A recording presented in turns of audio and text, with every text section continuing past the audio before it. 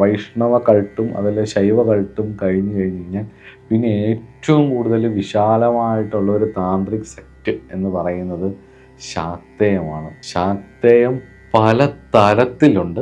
ഒരുപാട് കൗള ഗ്രന്ഥങ്ങൾ, കുലാചാരങ്ങളുമായിട്ട് ബന്ധപ്പെട്ടിട്ടുള്ള അനവധി ഗ്രന്ഥങ്ങൾ ഓരോ ദേശം ബേസ് ചെയ്ത് ഉണ്ടായിട്ടുണ്ട്. പ്രത്യേകിച്ച് വംഗദേശങ്ങളിലെ തന്ത്രത്തെക്കുറിച്ച് പറയുന്ന സമയത്ത് ശാക്തേയ ആരാധനകളുടെ പല വ്യത്യസ്തങ്ങളായിട്ടുള്ള വളരെ ഇലാബറേറ്റഡ് ആയിട്ടുള്ളൊരു കാര്യം നമുക്ക് അപ്പോൾ ചർച്ച ചെയ്യാം. ചുരുക്കി പറഞ്ഞു കഴിഞ്ഞ് കഴിഞ്ഞാൽ നമ്മൾ ഈ മുൻപ് പറഞ്ഞിട്ടുള്ള 7 കാറ്റഗറിയിൽപ്പെടുന്ന ശൈവം, വൈഷ്ണവം, ശാക്തേയം, ഗാണപത്യം, ബൗദ്ധം, സൗരം, ഷാൺമുഖം അല്ലെങ്കിൽ ബൗദ്ധത്തിന് പകരം ശാസ്ത്രം, ഈ പറയുന്ന കാറ്റഗറിയിൽ ഈ പറയുന്ന കൾട്ടുകളുടെ ഭാഗമായിട്ട് പിന്നെയും പ്രസ്ഥാനഭേദങ്ങളും ആചാരഭേദങ്ങളും ഓരോ ആചാര്യന്മാരുടെ പരമ്പരകൾക്കനുസരിച്ച് വേറെ ഭേദങ്ങളും ഒരുപാട് തന്ത്രദർശനങ്ങളുള്ളതിൽ ഓരോ ദർശനങ്ങൾക്കും ഓരോ ആചാര്യന്മാരുടെ വ്യത്യസ്തങ്ങളായിട്ടുള്ള അഭിപ്രായങ്ങളുമായിട്ട് വലിയൊരു വാസ്റ്റ് ഓഷനിലേക്കാണ് നമ്മൾ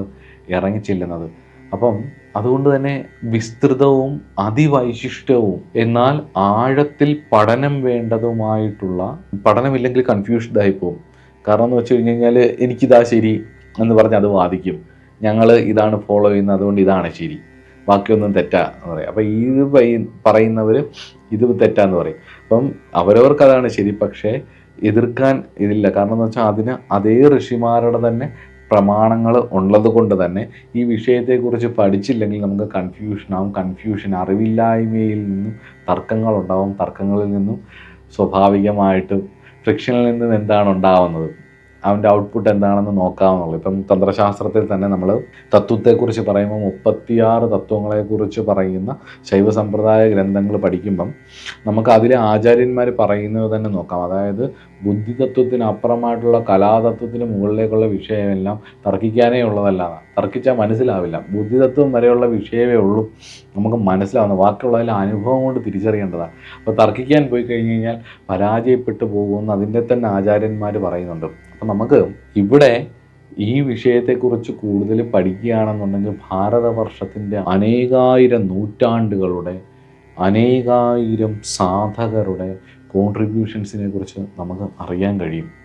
അങ്ങനെ അറിയുമ്പോൾ നമുക്ക് നമ്മളുടേതായ ഒരു വഴിയിലൂടെ പോകുമ്പം അതിൻ്റെ സബ്ജക്റ്റ് മാത്രം പഠിക്കുകയും ബാക്കിയുള്ള വിഷയങ്ങളെ തള്ളിപ്പറയാതിരിക്കുകയും ചെയ്യാൻ നമുക്ക് ഒരുപാട് സാധിക്കുകയും ചെയ്യും.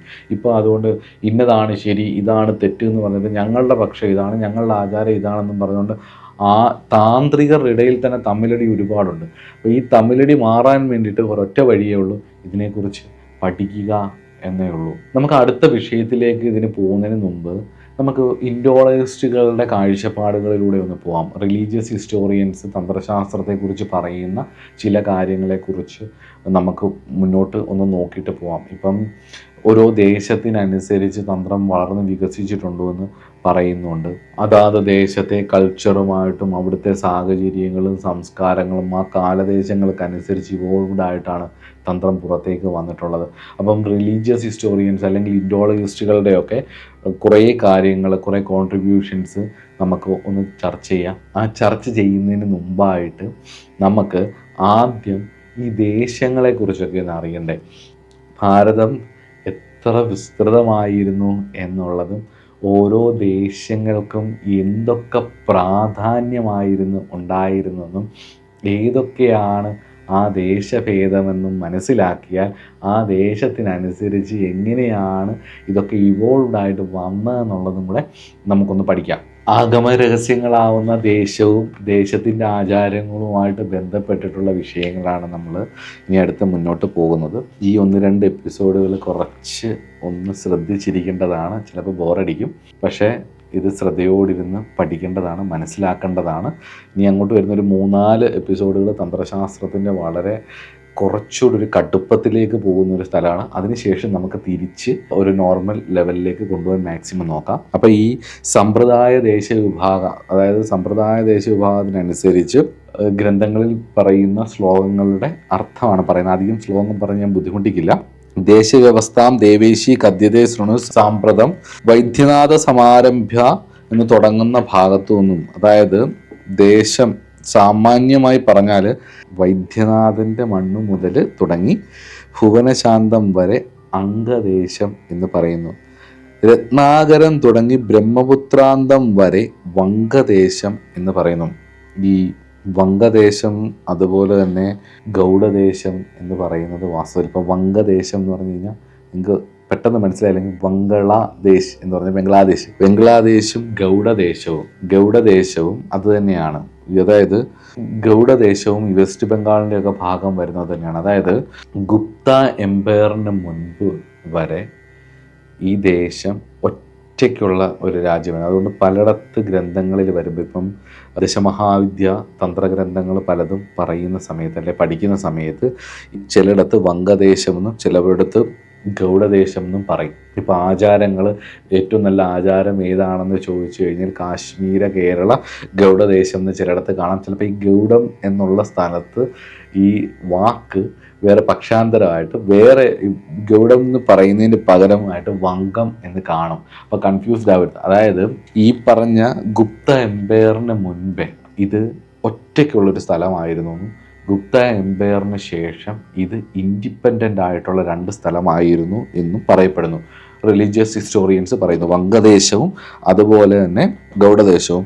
ഈ ദേശത്തിന് വേറൊരു പേരും പറയുന്നുണ്ട്, സിദ്ധദേശം. സിദ്ധന്മാരുടെ ഒരു സ്ഥലമായിരുന്നു ഇത്. അതുപോലെ തന്നെ ജഗന്നാഥൻ്റെ പൂർവ്വഭാഗം മുതൽ പുരി ജഗന്നാഥൻ്റെ പൂർവ്വഭാഗം മുതൽ കൃഷ്ണയുടെ തീരം വരെ കലിംഗദേശ എന്ന് അറിയപ്പെടുന്നു.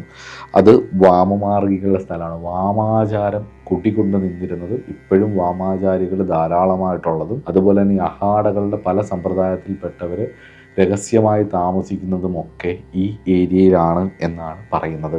കലിംഗം തുടങ്ങി 85 യോജന ദക്ഷിണഭാഗം കലിംഗം എന്ന് പറയുന്ന ദേശമാണ്. കലിംഗദേശം എന്ന് പറയും. സുബ്രഹ്മണ്യം തുടങ്ങി ജനാർദ്ദൻ വരെ കേരളദേശം അഥവാ സിദ്ധ കേരളം എന്ന് പറയും. കേരളം 3 തരത്തിലുണ്ട് കേട്ടോ. അപ്പം നമ്മുടെ കേരളം ഏതാണെന്നുള്ളത് ഞാൻ പറഞ്ഞുതരാം. കേരളം 3 തരത്തിലുണ്ട്. ഈ 3 തരത്തിൽ ഒരു കേരളത്തിൻ്റെ അധിപനായിരുന്നു, രാജാവായിരുന്നു ഈ പറയുന്ന മഹാബലി എന്ന് പറയുന്നത്. അത് പക്ഷേ നമ്മൾ പറയുന്ന നമ്മുടെ കേരളം വാസ്തവത്തിൽ സിദ്ധകേരളമല്ല. അത് സുബ്രഹ്മണ്യം തുടങ്ങി ജനാർദ്ദനം വരെയുള്ള കേരളദേശം അഥവാ സിദ്ധകേരളമെന്നും രാമേശ്വരം മുതൽ വെങ്കടാദേശം വരെയുള്ളത് ഹംസകേരളമെന്നും അനന്തശൈലം മുതൽ കാണപ്പെടുന്നത് സർവേശം എന്ന് വിളിക്കുന്ന കേരളവുമാണ്. ശാരദാമഠം മുതൽ കുങ്കുമാദ്രി തടം വരെയുള്ള 500 യോജന പര്യന്തമുള്ളതിനെ കാശ്മീരദേശം എന്ന് വിളിക്കും. ശാരദാമഠം സരസ്വതിയുടെ മണ്ണാണത്.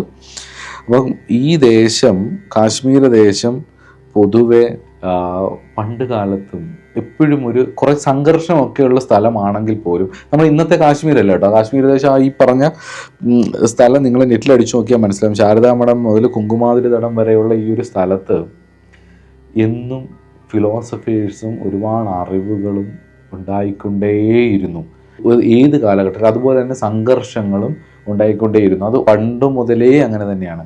അതുപോലെ തന്നെ അവിടെ ഒരുപാട് യൂണിവേഴ്സിറ്റികളും അതുപോലെ തന്നെ ഈ പറയുന്ന കാളിദാസ കൃതികളിലൊക്കെ ഈ ഒരു ദേശത്തിനൊരു വർണ്ണന വല്ലാണ്ട് വന്നിട്ടുമുണ്ട്. അതുപോലെ തന്നെ കാലേശ്വരം, ശ്വേതഗിരി, ത്രൈപുരം, നീലപർവ്വതം, ഗണേശഗിരിയുടെ മൂർധാവ് വരെയുള്ള ദേശമാണ് കാമരൂപം എന്ന് പറയുന്ന ദേശം.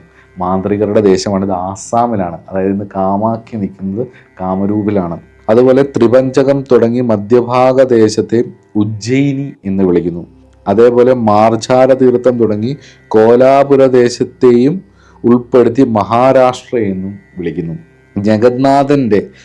ജഗന്നാഥൻ്റെ ഊർധ്വഭാഗം തുടങ്ങി ശ്രീഭൂമരാത്മിക വരെയുള്ള അതാണ് ആന്ധ്ര എന്ന് പറയുന്ന ദേശം.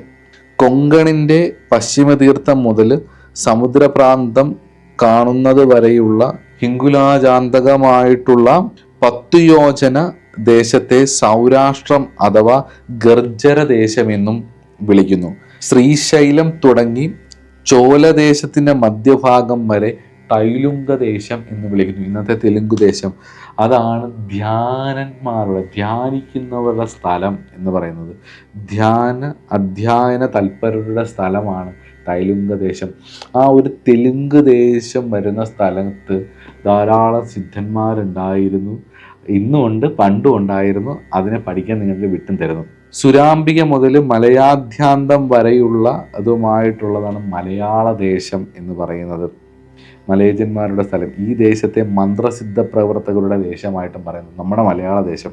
ഇവിടെ മാന്ത്രികർ ധാരാളമായിട്ട്, മന്ത്രസിദ്ധർ, മന്ത്രത്തിൽ സാധന ചെയ്ത് സിദ്ധി വന്നിട്ടുള്ള അനവധി പേരുടെ ദേശമാണ്.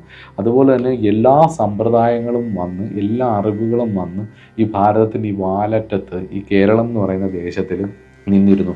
ഈ കാശ്മീര ശൈവ സമ്പ്രദായത്തിൽപ്പെട്ട പല താളിയോലകളും അതിൻ്റെ ക്രിട്ടിക്കൽ എഡിഷൻസും മലയാളത്തിൽ 18-ാം നൂറ്റാണ്ട് കാലഘട്ടത്തിലുണ്ടായിരുന്ന പല ഗ്രന്ഥങ്ങളും കേരളത്തിലുണ്ടെന്നും.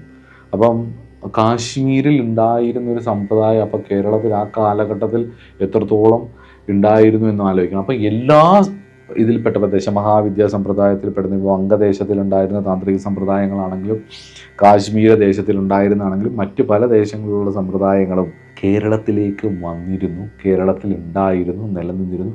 അതിൽ സിദ്ധി വന്നിട്ടുള്ള, അതിൽ മന്ത്രസമ്പ്രദായത്തിൽ സിദ്ധി വന്നിട്ടുള്ള അനേക ആൾക്കാരും അന്നും ഇന്നും ഉണ്ടായിരുന്നു. അപ്പോൾ നമ്മുടെ പൂർവികർ അത്ര മോശക്കാരൊന്നും അല്ല കേട്ടോ. അതുപോലെ തന്നെ രാമനാഥം തുടങ്ങി ശ്രീരംഗത്തിൻ്റെ അന്തം വരെയുള്ള സ്ഥലത്തെ കർണാടക ദേശം എന്നും വിളിക്കുന്നു. സാമ്രാജ്യ ഭോഗത്തെ പ്രദാനം ചെയ്യുന്ന താമ്രപർണി തുടങ്ങി ശൈർദശിഖിരത്തിൻ്റെ ഊർധ്വം വരെയുള്ള കാളികാദേവി സ്ഥിതി ചെയ്യുന്ന ഭാഗമാണ് അവന്തി. ഭദ്രകാളി പർവ്വത്തിലും പശ്ചിമ ഭാഗത്ത് രാമദുർഗവും വൈദർഭ്യവും സ്ഥിതി ചെയ്യുന്നതുമായ ദേശമാണ് ശ്രീ വിദർഭ എന്ന് പറയുന്നത്. ഗർജര ദേശത്തിന്റെ പൂർവ്വഭാഗത്ത് ദ്വാരക വരെയുള്ള ദക്ഷിണ ഭാഗത്തെ മരുദേശം എന്നും, ശ്രീ കൊങ്കണദേശത്തിന്റെ അധോഭാഗത്ത് തുടങ്ങി പശ്ചിമം വരെയുള്ള ദേശമാണ് ആഭീരദേശം. ഇതിനെ വിന്ധ്യാശൈലം എന്ന് വിളിക്കുന്നു. കൊങ്കൺ ഭാഗങ്ങൾ. ആവന്തിയുടെ പൂർവ്വഭാഗം തുടങ്ങി ഗോദാവരി വരെയുള്ള ഉത്തരഭാഗം മാളവ എന്ന പ്രസിദ്ധ ദേശമാണ്. ദ്രാവിഡ തൈലുങ്കാനയുടെ മധ്യഭാഗത്തിലുള്ള ദേശമാണ് ചോലദേശം അഥവാ ലംബകർണം എന്ന് പറയുന്ന ദേശം.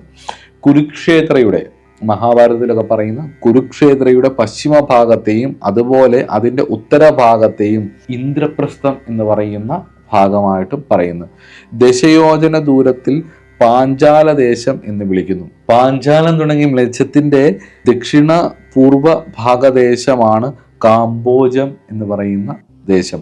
വൈദർഭാദേശത്തിന്റെ ഊർധ്വവും തുടങ്ങി ഇന്ദ്രപ്രസ്ഥത്തിന്റെ ദക്ഷിണവും അതുപോലെ മരുദേശത്തിന്റെ പൂർവ്വഭാഗവുമാണ് വിരാട രാജധാനി എന്ന് പറയുന്നത്. കാംബോജത്തിന്റെ ദക്ഷിണവും ഇന്ദ്രപ്രസ്ഥത്തിന്റെ പശ്ചിമ ഭാഗവുമായ ദേശമാണ് പാണ്ഡ്യദേശം എന്ന് പറയുന്ന സ്ഥലം. ഗണ്ഡകീതീരം തുടങ്ങി ചമ്പാരണ്യത്തിന്റെ അവസാനം വരെയുള്ളതിനെ വിദേഹ എന്ന് വിളിക്കുന്ന ദേശമാണ്. കാംബോജൻ തുടങ്ങി മഹാമ്ലേച്ഛയുടെ പൂർവ്വഭാഗമാണ് വന്നീകദേശം എന്ന് പറയുന്നത്. തപ്തകുണ്ടം തുടങ്ങി രാമക്ഷേത്രം വരെയുള്ളത് കിരാതദേശം എന്നും, കിരാതം തുടങ്ങി ഹിങ്കുലത്തിന്റെ അവസാനം വരെയുള്ളതിനെ മുൽത്തനാദേശം എന്നും, ഇങ്ങനെ തുടങ്ങി വളരെ വിശദമായിട്ട് ഇങ്ങനെ പറഞ്ഞു പോയിട്ട് മരുദേശത്തിന്റെ പൂർവ്വഭാഗവും കാമാതിരിയുടെ ദക്ഷിണഭാഗവും ചേർന്നതാണ് സിംഹളാദേശം എന്നും. സിംഹളാദേശം ശിലാഹട്ടയുടെ പൂർവ്വഭാഗവും കാമരൂപിന്റെ ഉത്തരഭാഗവും ചേർന്ന പൂലന്ത്രി എന്നും, ഗണേശ്വരത്തിന്റെ പൂർവ്വഭാഗവും സമുദ്രത്തിന്റെ ഉത്തരഭാഗവും ചേർന്നാണ് കച്ചദേശമെന്നും. ഇങ്ങനെ വൈരാടത്തിന്റെയും പാണ്ഡ്യന്റെയും മധ്യഭാഗത്ത് പൂർവ്വ ദക്ഷിണ ക്രമത്തിൽ ഉള്ളതിനെ മദ്രദേശമെന്നും വിളിക്കുന്നു. ശൂരസേനത്തിന്റെ പൂർവ്വഭാഗവും ഗണ്ഡകിയുടെ പശ്ചിമവും ചേർന്നതാണ് സൗവീരദേശം എന്നും, ലങ്കാ പ്രദേശം തുടങ്ങി മക്ക പര്യന്തമുള്ള സൈന്ധവം എന്നും അറിയപ്പെട്ടു. ഇപ്രകാരം ദേശത്തെ ആഗമരഹസ്യങ്ങളിൽ പറയുന്നു. അതായത് ഈ സൗത്ത് ഏഷ്യ മുഴുവൻ, അതായത് ഇന്ന് പറയുന്ന അറബിക് നാടുകളിലെ പൂർവ്വകാലങ്ങളിലും അതുപോലെ തന്നെ നമ്മൾ ഈ പറയുന്ന ലങ്ക മുതൽ ഇങ്ങോട്ട് സൗത്ത് ഏഷ്യയുടെ മുഖ്യ ഭാഗങ്ങളിലുമെല്ലാം അതാത് ദേശങ്ങളിൽ ആചാരങ്ങൾ നടന്നിരുന്നതായിട്ട് റിലീജിയസ് ഹിസ്റ്റോറിയൻസിൻ്റെ കണ്ടെത്തലുകളുണ്ട്. അതിൽ കാശ്മീര ശൈവ സമ്പ്രദായത്തെക്കുറിച്ചൊക്കെ പറയുമ്പോൾ നമുക്ക് അലക്സിയ സാൻഡേഴ്സിൻ്റെ ഒക്കെ ഒരുപാട് കണ്ടെത്തലുകൾ നമുക്കവിടെ കോട്ട് ചെയ്ത് പറയാം. അപ്പം ഇങ്ങനെ ഞാൻ ഈ പറഞ്ഞ ദേശങ്ങൾക്കനുസരിച്ച് ഒരുപാട് സമ്പ്രദായങ്ങൾ ഉണ്ടായിട്ടുണ്ട്.